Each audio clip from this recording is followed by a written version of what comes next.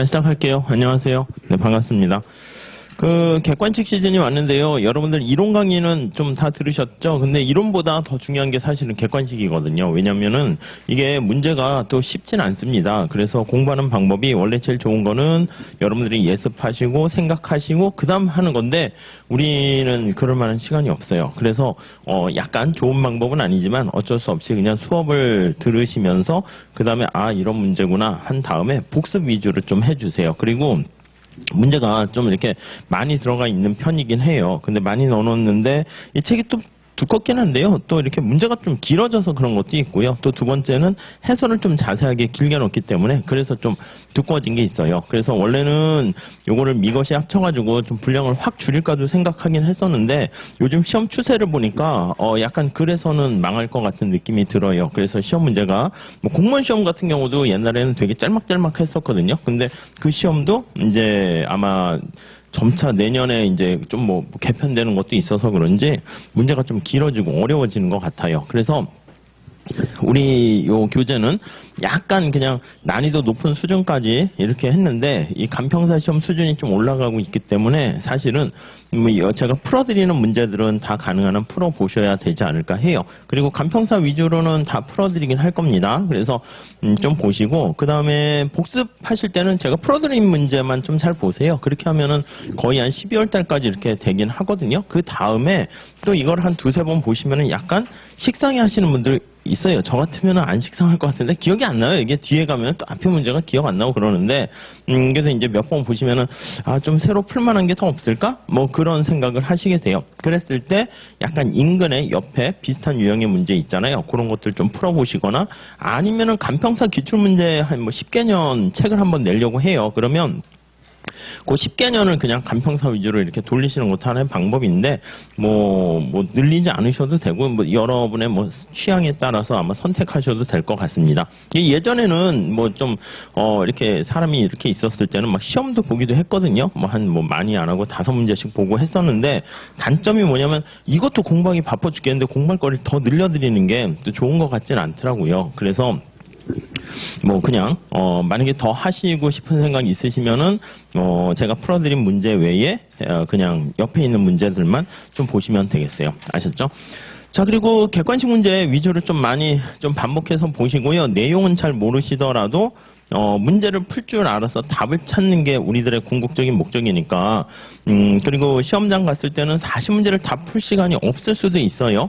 극단적으로 우리보다 조금 어려운 회계사 시험 같은 경우는 제 개인적인 생각에는 한 4-5문제 정도는 포기할 생각도 해야 돼요. 왜냐면 그게 뭐 어렵고 못 풀고 이런 걸 떠나가지고 시간 안에 풀기가 힘들어요. 그래서 우리 간평사 시험도 뭐 가능한 한 다 1번서부터 다 푸는 게 좋긴 하지만 제 생각에는 한 그냥 마음에 좀 여유를 가지세요. 이렇게 너무 긴장하면 시험 문제 실력 발휘를 못하게 될 수 있으니까 한 4개 정도는 그냥 10% 정도는 3번 찍겠다. 아니 뭐 찍는 번호는 여러분들 그것도 잘 한번 해보세요. 점을 보시든지 해가지고 나랑 맞는 숫자가 뭘까 해가지고 1번, 2번, 3, 4 뭐 이런 것 중에서 마음에 드는 거 하나 딱 하시고 근데 문제는 뭐냐면 어떤 문제를 내가 제낄 것인가 그걸 고민을 하셔야 되는데 뭐 문제가 뭐 계산 문제인데 좀 복잡하거나 아니면 여러분들이 나는 이쪽 파트는 진짜 싫어 하는 파트가 있긴 하거든요. 공부를 하시다 보면 그러니까 그런 부분은 그냥 과감히 그렇게 하는 것도 하나의 방법이에요. 물론 이제 가능한 한 다 푸는 게 제일 좋긴 하지만 그래서 개인적으로 권장하는 것은 나중에 말씀드리는데 거시 문제는 좀 가능한 한 다 푸시고요. 미시도 뭐 소비자 이론 중에서 좀 복잡한 거 있잖아요. 우리 보면은 말씀드릴게요. 뭐 현시 선호 이론 같은 거 다른 시험에서는 안 나오는데 우리 간평 시험에서는 한때 옛날에 나오다가 안 나오다가 최근 연속 나왔는데 그 설명할까 지금 망설이긴 해요. 제껴도 사실은 괜찮을 것 같긴 해요. 그래서 뭐 아무튼 그런 것들 좀 이렇게 좀 잘 정리하시면 될 것 같습니다. 수업은 어떻게 할 거냐면 제가 핵심 이론 정리 가지고 할 수도 있는데 우리 책 보면 위에다가 일부러 소제목 토픽을 달아놨거든요. 그게 이제 출제 문제라고 생각하시면 돼요. 그래서 그 문제 관련해 가지고 제가 간단하게 설명을 드릴 거예요. 아셨죠? 예를 들면 3페이지가 보시면 뭐 기회비용의 개념과 계산 뭐 이런 거 있잖아요. 그러면 기회비용이 뭔지 설명드리고 문제를 풀 테니까요.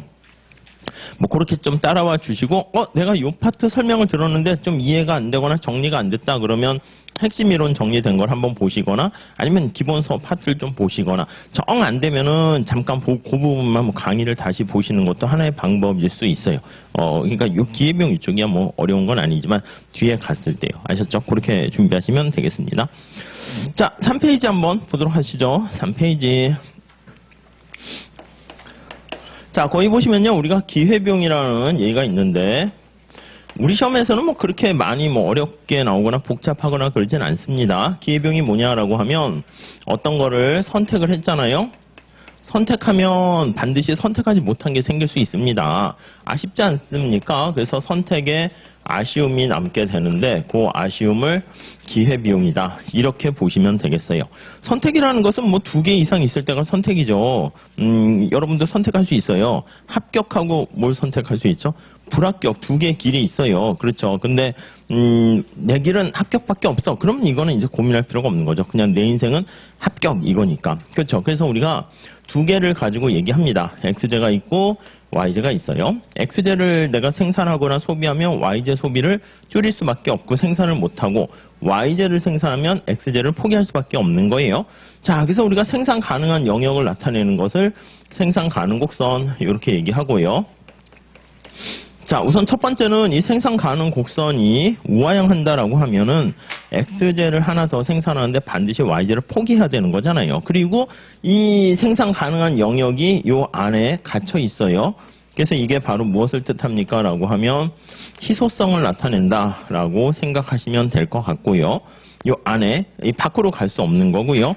그리고 요 생산 가능 곡선이 이렇게 우하향한단 말입니다. 우하향한다라고 하면은 이게 바로 뭐라고요? X를 생산하려면 Y제를 하나 포기해야 되는 거잖아. 그래서 X제 생산을 증가시 Y제를 포기해야 된다라는 것을 알 수 있어요. 얼마나 포기하는가 그 정도는 기울기에 반영이 되겠죠.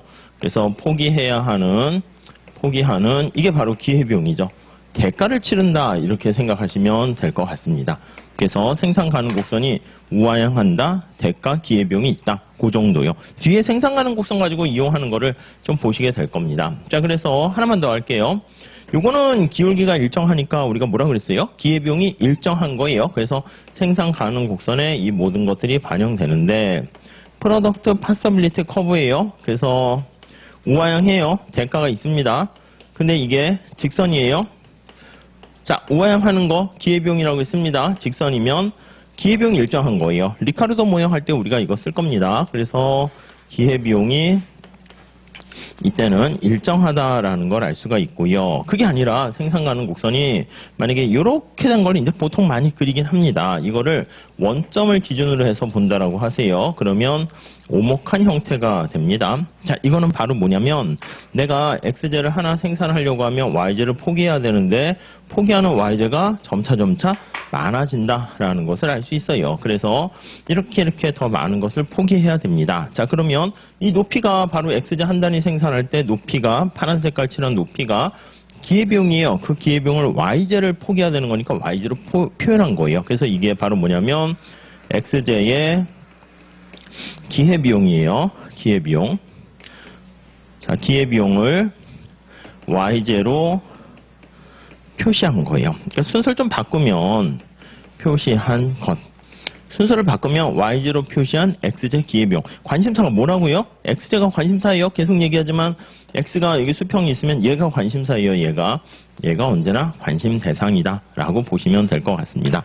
자, 그러면 X제 기회비용이 처음엔 작다가 점차 커지는 걸 알 수 있어요. 그래서 우리가 말씀드릴 수 있는 것은 얘가 오목하다라고 하면은 이거는 기회비용이 증가한다 이렇게 되는 거죠. 그래서 물론 뭐의 기회비용? X제 기회비용이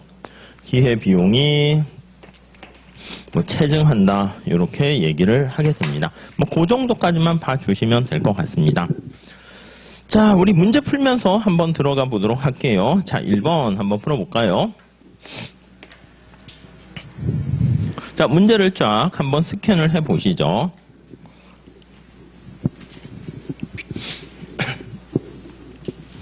자, 자, 놀부는 흥부와 1시간 동안 비디오 보는 대신에라는 말 보면 이거 하거나 저거 하거나 둘 다 할 수 없는 거예요. 대가를 치른다는 거 알 수가 있고요. 알바를 해서 5,000원을 벌었대요.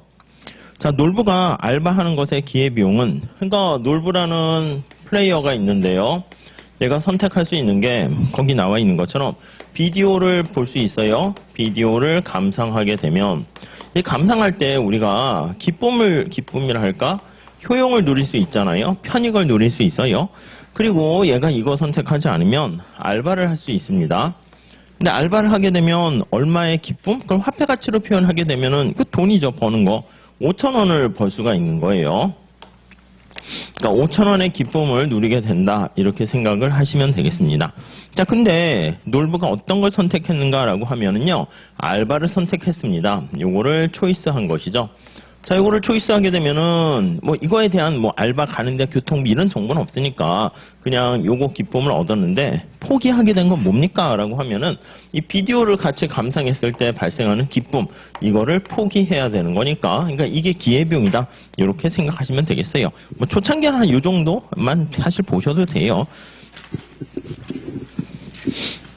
그러니까 이런 거 물어보기는 좀 헷갈리고 뭐 그렇게 하니까 그냥 교수님들이 이렇게 생산 가능 곡선 가지고 이렇게 많이 물어보는 경우가 요즘 더 추세긴 합니다. 자, 우선 2번 한번 보시면요. 2번에는요.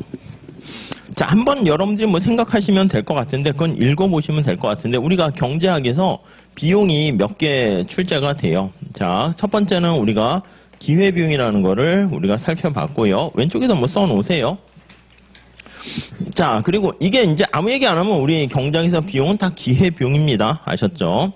자, 그리고 또 하나 거기 나와 있는 매몰비용이라는 게 있네요. 매몰비용. 자, 이거는 썬코스트 해가지고 가라앉은 비용 아니겠습니까? 이거요. 이미 가라앉아가지고 일단 투자를 하게 되면 회수를 할 수 없는 비용이에요. 그래서 일단 투자 시 다시 거둘 수가 없는 거예요. 회수가 불가능한 비용이다. 이렇게 보시면 되겠습니다. 회수가 불가. 이렇게요. 그러니까 고정비용이 매몰비용은 아닙니다. 똑같지 않습니다. 고정비용은 그냥 생산량과 상관없이 발생하는 거니까 내가 그거를 생산 안 하면서 팔아서 뭔가 회수할 수 있으면 그거는 매몰비용은 아니에요. 그래서 회수가 불가하다 이런 거예요. 자, 우리가 흔히 얘기하는 게 맹큐 경제학 같은 경우 봤을 때는 극장표, 티켓 이런 것들 얘기하는데 요즘 극장 티켓은 뭐 온라인으로 하게 되니까 사실 잃어버리면 재발급할 수 있으니까 그렇죠. 옛날에는 이게 딱 끊었는데 이걸 잃어버리면 어떡하지 하면서 예를 들어서 이 극장 티켓이 10,000원이에요. 10,000원의 티켓 가격이에요. 비용을 들여가지고 구입을 했는데 이때 내가 영화를 봤어요. 영화를 보면 만족이 15,000원이라고 할게요. 15,000원에 만족을 누려요. 자, 그러면요. 우리가 당연히 티켓을 구입해야 돼요? 아니면 하지 말아야 돼요? 당연히 해야지. 만족이 큰 거니까. 그러니까 얘가 이제 티켓을 구입한 거야. 그래가지고 극장을 쫙 가려고 했었는데 아뿔싸 티켓을 잃어버린 거야. 분실을 해버린 거야. 그래서 티켓을 분실을 해버린 거예요. 이렇게.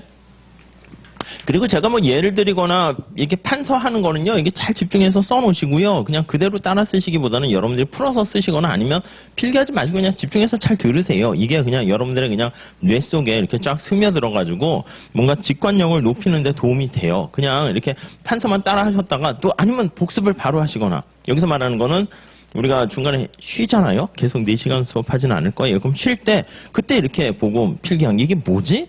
뭐 이렇게 좀 봐주세요. 아니면 오늘 끝나고 보통 우리가 연강 수업이니까 6시 정도에 끝나긴 할 거예요. 그러면 끝나고 바로 식사하시고 바로 복습을 해주세요. 안 그러고 한 2, 3일 지나거나 다음 주에 와서 하거나 하면 뭐지 이게? 이렇게 돼요. 뭘 분실했지? 뭐 이렇게 되니까 아무 생각이 안 나요. 무슨 말씀인지 아시겠죠? 그럴 바에는 차라리 그냥 강의를 그냥 더 한번 빠른 속도로 한번 더 보시는 게 차라리 나을 수 있어요. 그러니까 다시요. 다른 과목도 마찬가지예요. 회계학도 마찬가지고요. 문제를 선생님들이 풀어주셨으면은 바로 그날 소화를 해가지고 할 수 있는 데까지 해놓고 정리해놓고 야, 이 문제는 너무 어려워 하면 그냥 아예 그는 버리시고 이 문제는 좀 괜찮은 거다, 중요하다 그러면 그건 2-3번 보시고 해가지고 바로바로 그날 끝내셔야지. 만약에 이거를 그냥 쌓아두시잖아요. 엄청나요, 엄청나. 이 경작도 막 이거 쌓아두면 나중에 막 화가 나. 막, 뭐 책은 왜 이렇게 두껍고, 막 이제 공부할 거는 많고, 불안감은 엄습해 오고, 막 이러면, 약간 그 부담감이 커져요. 그러니까, 자료 같은 것도 막 모으지 마시고, 우리 뭐 1차야 뭐 그렇진 않겠지만, 이렇게 유인물 나눠주면 그걸 되게 너무 좋아라 하시는데, 그것도 바로바로 소화시킨 다음에 그냥 끝내셔야지. 그걸 이게 쌓아놓으면요, 나중에 이게 자료가 이게 버리기엔 아깝고, 이거 어떻게, 이런 문제가 발생합니다. 아셨죠? 그래서, 이게 잘 자료를 모으지 않고 버리는 능력도 중요합니다. 필통 같은 데 보면 안 쓰는 펜 있잖아. 아까우니까 지구를 막 이러잖아요. 차라리 뭐 누구 주세요. 아니면 카운터에 갖다 놓거나 이래가지고 하시지. 안 쓰는데 그냥 들고 다니면서 쓰는 건 거기서 내가 한두 개밖에 안 쓰는데 안 쓰는 게 되게 많단 말이에요. 보통 그래. 지만도 가보세요. 그냥 다 그래요. 강의실도 그래. 여기는 아닌데 다른 학원의 강의실 보면 책들이 막 쌓여 있어. 막 유인물도 있고 그래가지고 지저분해. 그래서 제가 갔을 때 에이 하고 다 버려버렸어요. 학원 관계자분들이나 직원분들은 못 버려. 그냥 버렸다가 어떻게 되겠어. 아니 자료 어디 갔어 하면 또 난리 날 수 있잖아. 또 약간 이상한 선생님이면 더 난리 나니까 계속 놔두거든요. 그래서 뭐 그냥 계속 유인물 자료 뭐 있는데 제가 싹 버렸는데 모든 선생님들이 다 그냥 깨끗해졌네 이러지 그 자료 어디 갔어 이렇게 안 하더라는 거예요. 무슨 말씀인지 아시겠죠? 이 책도요. 이번 우리 1차 시험 본과 동시에 싹 다 버리세요. 그냥 다 버리세요. 1차 끝나면 쓰레기통에 다 버리세요. 불태우거나 뭐 그럴 것까지는 아니고요. 다 버리세요. 아셨죠? 저 내년 뭘 내년이요. 2차 공부 하셔야죠. 아셨죠? 그래서 다시 또 오시면 그럼 그냥 학원에 오세요. 저한테 얘기해서 저 작년에 아시죠? 이렇게 얘기하면 제가 선물은 아니다. 이거 위로로 해서 이번엔 잘 하시죠 하고 차를 드릴게요. 이렇게 자꾸 버리고 나가셔야지. 안 그러면 이게 이 양이 많기 때문에 그리고 나날이 시험 뭐 이렇게 되니까 쉽지 않습니다. 다 가져갈 생각하지 마시고 아셨죠? 자, 아무튼 이거 분실했어. 그러면 분실하면 티켓을 다시 또 사야 한다고 합시다. 그럼 10,000원을 주고요. 또 사야 된단 말이야. 근데 우리는요, 우리 뇌리에는 뭐야? 아니 뭐야, 내가 이 영화를 보려고 20,000원이나 투자했네? 안 봐! 이런 느낌이 든다고. 이래서는 안 된다는 거죠. 이거는요, 이미 잃어버린 엎질러진 물이거든요. 그래서 10,000원 분실한 거는요, 이거는 그냥 의사결정할 때는 신경을 써서는 안 된다는 거. 이게 바로 뭐라고? 비용 중에서 매몰 비용이다. 이렇게 생각을 하시면 되겠습니다. 자, 그러니까 티켓 잃어버렸는데 근데 우리가 봤을 때 여전히 티켓 구입했을 때 잃어버린 건 무시하시고 10,000원보다 15,000원 만족이 크면 티켓을 다시 재구매해야 된다. 요게 바로 합리적인 의사결정과 관련된 선택이다. 이렇게 보시면 되겠습니다. 그래서 전에 이렇게 보시면 매몰 비용의 얘는 극장표 티켓 하는데 요거는 좀 맞지는 않는 것 같고 요즘 시대에 누가 뭐 극장 티켓을 이렇게 합니까? 그래서 이제 콩고드의 오류라고 있어요. 경영학 같은 데서는 보통 이제 내가 투자한 비용이 굉장히 초음속 비행기를 만들었는데 유럽과 미국 간에 무슨 한 30분 1시간 만에 갈 수 있는 비행기를 만들었는데 이 만든 투자한 비용이 아까운 거야. 우리 공부도 마찬가지예요. 간평사 내가 벌써 내가 2차 공부까지 하면서 막 했는데 야 이거 그만두자니 너무 아까운 거야. 근데 우리는 의사결정할 때 경제학적으로 봤을 때는 그건 다 지나간 버스고요. 지금 시작해가지고 1년 더 했을 때 내가 합격할 가능성과 고려해서 그렇게 선택해야 돼요. 우리가 광고 같은 것도 가장 대표적인 비용이라고 해요. 전에 뭐라고 그랬죠? 유명한 연예인을 써가지고 광고를 이렇게 썼어. 드라마에도 출연시켰어. 근데 가끔 보면은 이 연예인이 불미스러운 사건에 휘말려가지고요. 근데 진짜 못된 짓을 한 거야. 어떻게 연애 프로그램 막 찍었는데 드라마 주인공도 찍고 학원에서 우리 학원으로 오세요 이렇게 해서 미소를 짓고 했는데 알고 봤더니 이게 가짜 미소였던 거지. 그러니까 시청자들한테 이 사람을 계속 광고로 내보내면은 굉장히 학원에 대한 나쁜 이미지가 나올 것 같아. 이거 어떻게 해요? 광고 몇 억씩 주고 찍었는데 버려야지 뭐. 그러니까 요즘은 이제 그런 것 때문에 계약할 때 너 이거 광고 찍었는데 너 만약에 불미스러운 일 때문에 광고 못 쓰면 그건 네 책임이니까 이거 다 뱉어내 이런 식으로 하긴 하겠지만은 아무튼 그런 광고비 같은 거 투자했는데 얘가 아니면 드라마도 이렇게 모자이크 처리하거나 통편집 하잖아. 이거 카메라맨부터 이렇게 작가부터 막 해가지고 재밌게 찍어놨는데 무한도전 같은 거 찍어놔서 게스트로 왔는데 이 사람이 문제가 된 거야. 마약이든 어쨌든 왜 계속 내보내긴 그렇잖아. 그러니까 그냥 통으로 날리는 경우 그 신경 안 써야 되는 거지. 아깝지만. 근데 우리는 우리는 인간인지라 늘 마음에 아까움이 남게 되거든요. 아무튼 그 매몰 비용 살짝 생각하시고요. 이것도 문제를 뭐 그렇게까지 뭐 내기는 그래요. 막상 설명은 이렇게 하지만. 자, 그리고 하나만 보시면 한계 비용이요. 자, 한계라는 건 우리 마지널입니다. 마지널. 그래서 이게 미분한다는 개념이잖아요. 미분하는 것이고 한 단위 더 추가 시 그렇게 얘기를 하는 겁니다. 자, 그래서 MC 이렇게 얘기하죠. 그래서 뭐 Q를 한 단위 증가시켰을 때 총 비용이 얼마나 증가하니 그게 바로 한계 비용. 이 정도만 봐주시면 될 것 같습니다. 자, 여기서 그 얘기가 살짝 있어요. 거기 보니까 영화 관람권을 5,000원에 구입을 했어요. 만족의 가치가 높기 전에. 근데 영화관 들어가기 전에 분실하였다. 그러면 이게 보통 대표적인 매몰 비용이니까 매몰 비용 5,000원. 의사결정에서는 이거 신경 쓰지 않아야 됩니다. 자, 그러면 영화 관람권 5,000원을 다시 구입했어. 그때 재구입에 따른 비용 같은 거는 야, 이거 매몰 비용 이거는 신경 안 써야 된다. 거기에 초점 맞추시면 될 것 같습니다. 3번은 여러분들이 한번 풀어보시고요. 우리는 좀 4번 좀 차라리 별표해 주세요. 이게 이제 유명한 교수님 미시경장에 나와 있는 예인데요. 그걸 그냥 문제로 좀 만들었어요. 한번 요걸 가지고 머릿속에 넣어주세요. 이거보다 복잡하게 할 필요 없어요. 아셨죠? 기회비용 관련해가지고 중요한 건 아는데 이걸 뭐 꼬아서 뭐 이렇게 내거나 뭐 그런 정도는 아닙니다. 자, 취업을 준비하는 에코매니아 씨는 한번 읽어보세요. 스트레스를 풀기 위해서 여행을 떠나고자 한대요. 여행지를 물색한 결과 다음과 같이 세 곳을 선택했대요. 아이고, 이 여행 가기도 쉽지 않죠, 이제. 그래서 한국의 제주도를 선택하면 400만 원의 비용이 들고요. 제주도가 있네. 자, 비용이 얼마라고요? 400이고 1000만 원의 만족이래요. 베네핏이 있고 자료를 정리합시다. 코스트가 있어요. 뭐 회계학도 그렇고 다른 과목도 그런데 이렇게 정보를 이렇게 딱 우리가 들어가지고 자기가 이해할 수 있게 정리를 나름대로 빨리 하시게 되면 그 문제가 간파가 되는 것이고 이게 정리가 잘 안 되고 지문이 길잖아요. 그렇게 되면은 시간이 자꾸 흘러가니까 사실은 문제 푸는 능력은 자료 정리하는 능력도 포함된다 보시면 되겠습니다. 그래서 이게 1000만 원이네 베네핏은. 근데 비용이 얼마라고요? 400만 원 이렇게 돼 있습니다. 자, 제주도 말고 선택지가 일본의 동경이 있습니다. 동경. 자, 동경을 가게 되면은요, 거기 보니까 600만 원의 비용을 들여서 800만 원의 만족을 얻게 된다. 그렇죠. 800만 원의 만족에다가 600만 원 이렇게 돼요. 동경도 가도 남는 장사긴 해요. 편익이 더 큰 거이긴 해요. 자, 중국 상해에 가면 500만 원의 비용을 들어서 상해에 가면 비용이 500만 원이고요. 500만 원의 비용을 들여서 얼마요? 만족이 800만 원, 800이죠. 800만 원의 만족을 얻게 된다. 이렇게 돼 있습니다. 자, 그러면 우선 첫 번째 거기 문제를 보니까 에코매니아 씨가 우선 첫 번째 어디 가겠니? 라고 하면은요. 아니, 편익과 비용의 차이가 가장 큰 게 여기 나와 있는 것처럼 제주도가 제일 크네. 왜냐면 얘는 600, 200, 맞죠? 얘는 300 이렇게 되니까 제주도행을 선택한다. 이렇게 보시면 되겠어요. 그렇죠? 자, 그러면 비용이 얼마 들어갑니까? 이게 직접적으로 이제 비용이 들어가는 거죠. 직접적인, 명시적인 비용이 발생하게 돼요. 여기서 끝 이게 되는 게 아니라 아까 얘기했던 그 아쉬움을 얘기해야 되는데 아쉬움.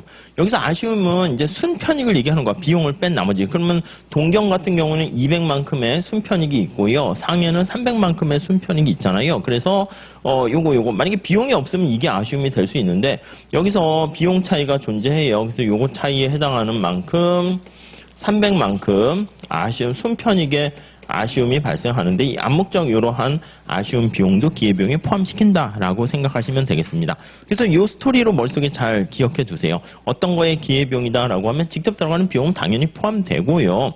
근데 보통 이제 포기한 거 그거를 강조하려고 요게 이제 비용이 없다라고 이제 보통 얘기해서 요거만 생각하는 건데 그리고 이것도 비용을 신경 쓰지 않아서 요렇게 하는 건데 이렇게 전체적인 비용까지 있다라고 하면 들어가는 직접 비용에다가 요거 순편익에 해당하는 거 편익에서 비용을 뺀 그 나머지 그 300 그거를 우리가 다 기회비용에 포함시켜야 돼요. 그러니까 이 경우는 400과 300을 포함시킨 700이다 이렇게 보시면 되겠어요. 그러니까 요 스토리 정도만 제가 봤을 때는 잘 기억해 주시면 좋아요. 그 교수님 책 본문에 기회비용에 대해서 뭐 복잡하고 헷갈리게 한다라고 해가지고요.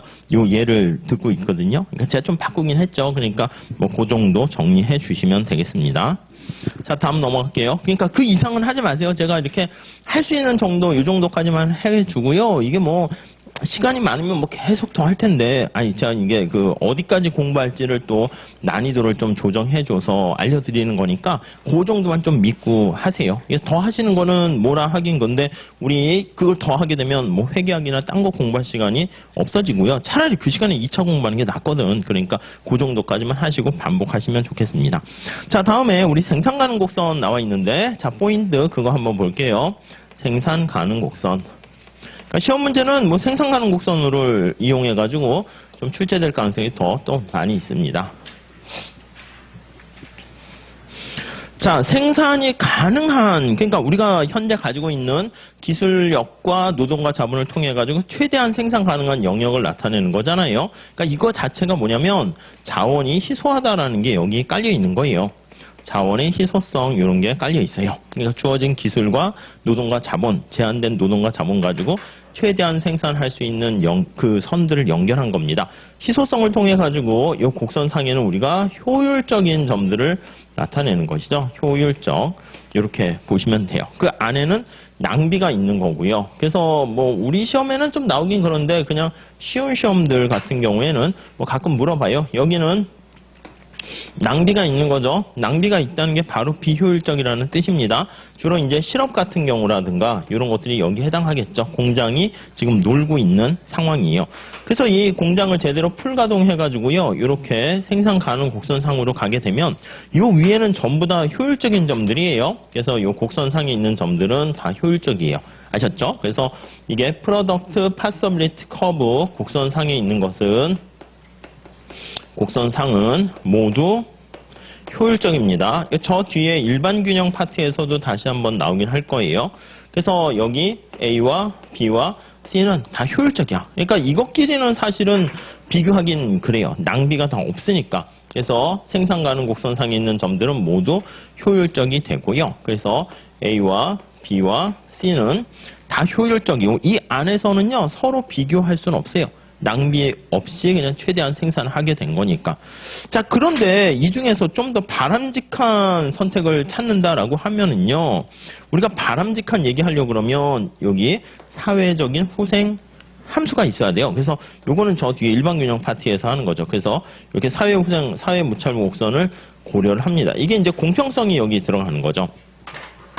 자, 다시요. 정리를 해드리면 생산 가능 곡선은 여기서 곡선상에 있는 점들은 모두 효율적입니다. 효율적이라는 것은 아시겠지만 객관적이에요. 객관적인 효율성.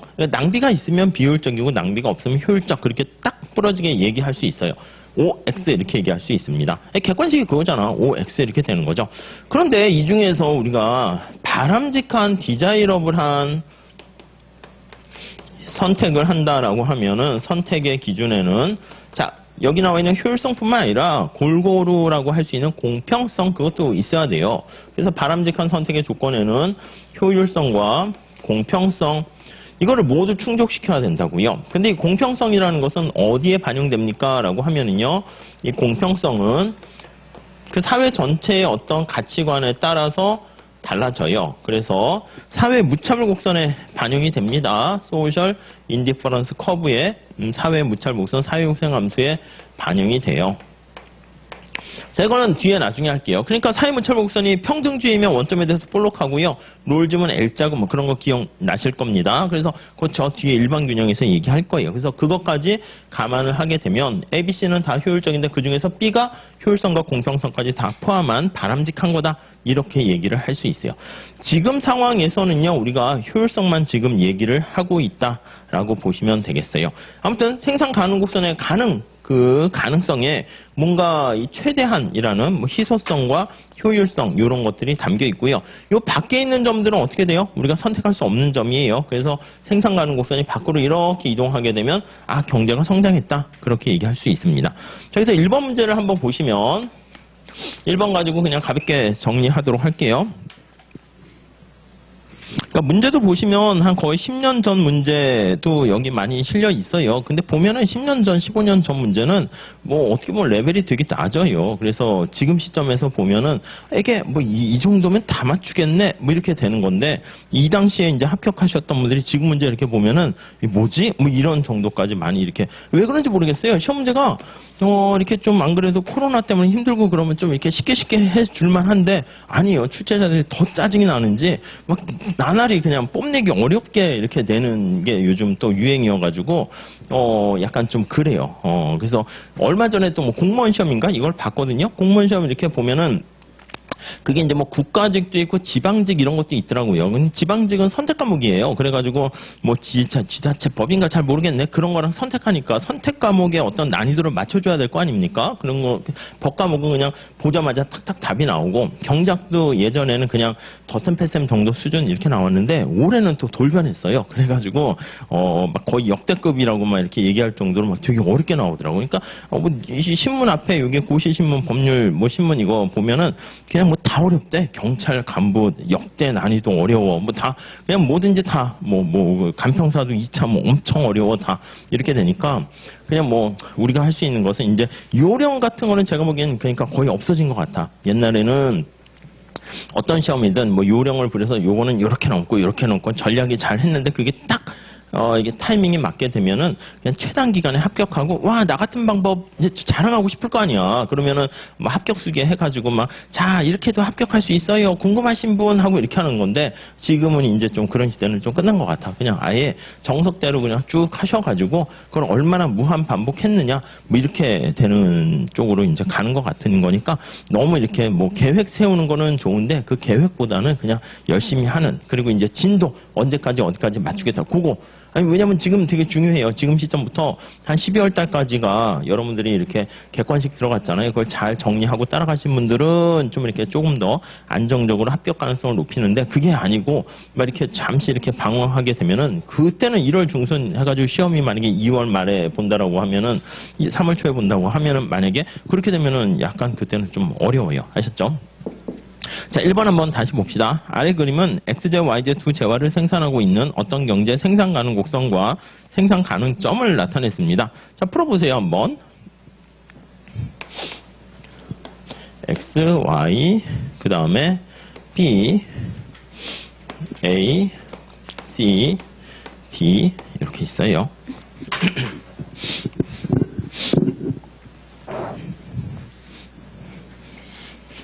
자, 우선 첫 번째 짧은 것부터 볼까요? 4번, 5번 먼저 봅시다. A점은 파레토 효율적이다. 그렇죠. A점은 효율적이다. 파레토자는 뺄게요. 효율적이라는 것은 낭비가 없고요. 낭비가 없어. 아니면 이렇게 하는 거죠. 이보다 좋을 순 없어요. 그래서 파레토 개선이 불가능한 거예요. 파레토 개선이 그러니까 파레토 개선은 그냥 만장일치라고 보시면 돼요. 새로운 상황으로 가는데 어느 누구도 반대하는 사람이 없는 거야. 그러면 가는 게 더 낫지. 지금 상황이 안 좋은 거죠. 근데 파레토 개선이 불가능하다라고 하면 누군가의 효용, 후생을 증가시키려면 반드시 다른 사람의 효용을 떨어뜨려야 되는 것이고요. 자, 그 다음에 뭐 그냥 그 정도 보시면 되겠죠. 다음에 B번, 5번 보세요.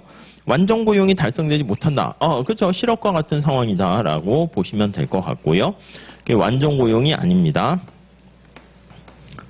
완전 고용 실패라고 보시면 되는데 완전 고용이라는 게 또 24시간 일하거나 공부하는 게 아니라고 말씀드렸습니다. 생산 요소를 정상적으로 풀 가동하는 거예요. 하루에 24시간 있으면 어떻게 자기 사람마다 다르긴 하겠지만은 뭐 15시간 공부한다. 그러면 그게 풀 가동하는 거죠. 더 하면 죽어요. 안 돼요. 아셨죠? 자, 그렇게 돼 있고요. 다음 위로 가 볼게요. 3번, C점은 B점보다 파레토 효율적이다. 맞죠? 그냥 쉽게 볼 수 있고. 2번, D점보다는 C점이 더 아니요, 그건 모른다니까. 그러니까 파레토 효율적인 거는요, 그 효율적인 상태끼리는 비교를 할 수 없어요. 그 중에 뭐가 바람직하냐 할 때는 공평성이라는 거, 사회 무찰 곡선이 있어야 돼요. 그래서 2번이 틀렸고요. 원래 이제 1번 때문에 보는 거죠. 거기 보시면 A점에서 X제를 한 단위 더 생산하는 것의 기회비용은 자, 거기 X제를 한 단위 더 생산하는 것의 기회비용 밑줄 치고 뭐라고 쓰면 돼요? X제 기회비용 이렇게 쓰시면 돼요. X제 기회비용. 그리고 관심사가 늘 주로 X에 포인트를 맞춰서 봅니다. 그럼 A점에서 X제 기회비용. 이거요. 접선의 기울기라니까요. 자, 이게 뭐라고요? 기울기가 X제에 대한 기회비용이고요. 자, 이거요. 이거 뭐라고 쓸 수 있습니까? 라고 하면, 이거 한마디로, 이것도 뒤에 우리 하죠. MRT라고 합니다. MRT. 변환율이에요. 변환율. 트랜스포메이션입니다. 자, 그래서 이거는 MC, X, MC, Y 이렇게 되는 거예요. Y를 기준으로 했을 때 X제 한계 비용의 비율 해가지고 한계 변환율, 한계 전환율, X제 기회비용 이렇게 되는 것이죠. 자, 근데 거기 보시면 A랑 C를 같이 비교하는데 C일 때가 접선의 기울기가 더 커지는 거 알 수가 있습니다. 그러니까 C일 때가 기회비용이 더 크다. 이게 바로 보이시면 돼요. 자, 우리 이쪽으로 잠깐 올게요. 자, 만약에 이쪽으로 오셔가지고 이거 했는데 생산 가능 곡선이 만약에 수평이야 이렇게 되면 어떻게 돼요? 이렇게 되면 기회비용이 없다니까요. 그렇죠. 이게 우하향 해야지 뭔가 X를 생산할 때 뭔가 포기하는 게 생기는 거지. PPC가 수평이다라고 하면 수평이면 그러면 MRT 좀 익숙해지시라고 미리 선보이는 거예요. 다시 X제에 대한 기회비용입니다. 얘가 빵이다라는 것을 알 수가 있습니다. 아셨죠? 이 정도. 그러니까 시험 출제되면 이렇게 기회비용을 생산 가능 곡선 이용해서 하는 게 한 문제 정도 나올 수 있고요. 잘 뭐 물어보지는 않아요. 바로 그냥 수요 공급서부터 우리 시험에선 나오긴 해요. 나중에 이 책에 넣었다가 이제 뺐는데 그 최근 시험 문제 나왔던 거에 대한 출제 포인트를 좀 정리해서 나중에 드릴게요. 지금 당장은 필요 없고 나중에 그러면 여러분들이 연도별로 어떤 문제가 출제가 됐고 계산 문제는 어떤 게 많이 나왔는가를 좀 보시면은요. 아, 대충 어디까지 여러분들이 계산 문제도 다 포기하는 게 아니라 그 계산 문제 중에서 쉬운 거 있어요. 그런 것들은 뭐 이렇게 뭐 한 5문제보다는 더 나오죠. 미시는 그냥 거의 계산 문제라고 보시면 돼요. 요즘은. 그러니까 미시는 20문제 정도 나온다 그러면 대략 문제가 한 18개가 계산 문제라고 보시면 돼요. 그러니까 계산 문제를 피해갈 수는 없어요. 그러면 그 계산 문제 중에서 어떤 스타일까지는 내가 그냥 풀고 어떤 거는 좀 넘길지 그런 것 좀 감을 잡고 그런 거는 뭐 지금보다는 한 1월 달쯤 돼가지고 객관식 수업 어느 정도 끝난 다음에 여러분 스스로가 느낌이 있잖아. 아, 이 경제학은 좀 진짜 안 되겠군. 뭐 회계학은 좀 할만해. 아니면 회계학은 안 되겠군. 경제학이 할만해. 그때 상황 보고 약간 전략을 조금이라도 좀 어떻게 시간이 제한됐으니까 그때 좀 짜시면 되고 지금 미리 하기에는 좀 그래요. 지금은 가능한 한 이렇게 풀로 쭉 한번 달려보셔야 됩니다. 아셨죠? 자, 이렇게 하시고요. 좀 잠깐 쉬었다가 하도록 할게요.